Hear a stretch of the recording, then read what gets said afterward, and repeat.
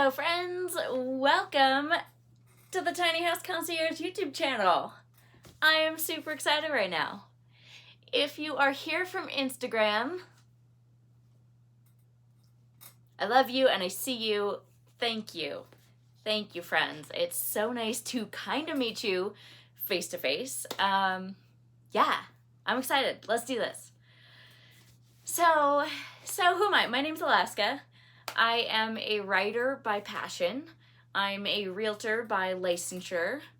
I'm a tiny house concierge. I'm just gonna go ahead and say that. I don't know what that is. We're making it up together. That's cool.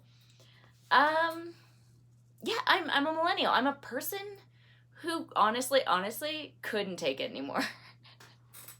You see that little blip? That was like my brain like could. I can't take living in a world where we spend most of our time indoors, behind desks, working for other people who promise us a retirement plan that may or may not come through. Meanwhile, that money that's being earned is being spent on houses that we're not in, paying for families that we don't get to see, and in the meantime, we don't have vacation time or great health insurance, if any health insurance, and the companies that we're working for are largely creating things that we don't need, survival-wise, and are frequently made of plastic. And I was just kind of like, this is not a plan. And so, friends, I kind of snapped a little bit. To give you an idea of where I was actually when I snapped, this was a few years ago, I was in Orange County, California. I was working as an assistant manager of a gym, and my life plan was to be a writer and to write the next Eat, Pray, Love so that hopefully I could retire and, survive and stuff. And I give myself some points for following passion, yes, but the closer I got to my 30s, the more I was like, wow, if that editor at Random House doesn't come through and pick my book, like, the time that I had to make another plan was like getting smaller and smaller with each year. I felt like I was stuck in a situation where it was just a matter of time, like, before something bad happened. I couldn't afford to break an arm. I couldn't afford for anything good to happen either. Like, I couldn't afford to take advantage of a travel opportunity. So it was kind of like, nothing bad can happen, nothing good can happen. I'm making it work, but only as long as I keep getting up and doing it again. And I just snapped. I just completely lost it. And for me, what snapping looked like, I made a spreadsheet and I started putting every possible item into it. Mayonnaise, hair ties, Windex.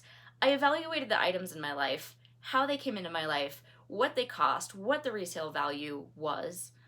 I tracked my expenses for a year, including cash, to see what I spent my money on.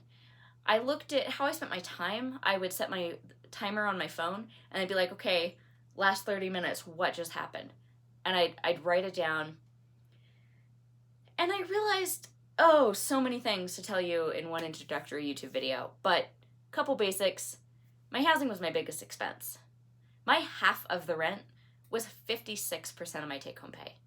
So it made a lot more sense for me to try to solve my housing problem than it did for me to get a raise. So I realized that. I realized that I was spending a lot of time, money, and energy on things that were on things because I didn't have skill sets or I didn't have emotional bandwidth. And finally, I just kind of realized that the system was feeding itself. I had to go to work because I needed money. I needed money because I had to pay rent. And it was like one thing led to another. Anyway, to make this a really short story, I kind of snapped, did a lot of research, quit my life, and a few years later ended up living in a tiny house. And this tiny house has radically changed the game for me. It's created boundaries in my life where there were not boundaries before.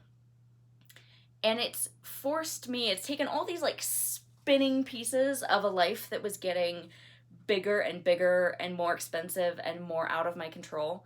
And a tiny house has been like whoosh, and brought life back, all the pieces of life back under my circle of control, or back a lot closer to home.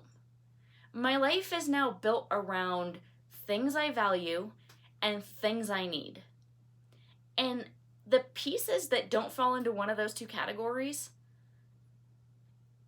they've either fallen away or they're starting to fall away, or I'm starting to notice them. And overall, friends, it's created a truly spectacular life. And so I wanted to start this YouTube channel so that we could all talk about, you know, tiny houses and the fun stuff about them, but also just the tiny house lifestyle.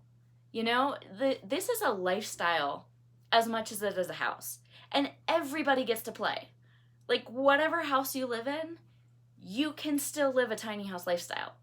There is a way, I think, for all of us to take responsibility for our lives in different ways so that we can create more peace and more bandwidth and, frankly, friends, like, more fun and create less plastic. So, yeah, that's what this channel is about. We're gonna save the world. And I definitely can't do that alone. So if you would be awesome and subscribe to this channel, then I don't know what side it's on. Then our group of world savers can grow. So please subscribe. Please hit the little thumbs up button, because that helps too. And I do want to give a special shout out to my Auntie Robin, without whom I would not know what a tiny house is. Also, to my mom, I would not be here without you or in this house, and I love you. And to my survivalist sister, she taught me everything I need to know about basic needs and preparing for the future and being crafty. And to my uncle, who first handed me a hammer and showed me how to use it and was like, yeah, you can do it. And I was like, I'm 7. He was like, you'll be fine. That mentality served me well. So, friends, I love you. And oh, I feel like we need a sign off. So if you have a sign off, put it in the comments. In the meantime, I'm just gonna ring this very official concierge bell.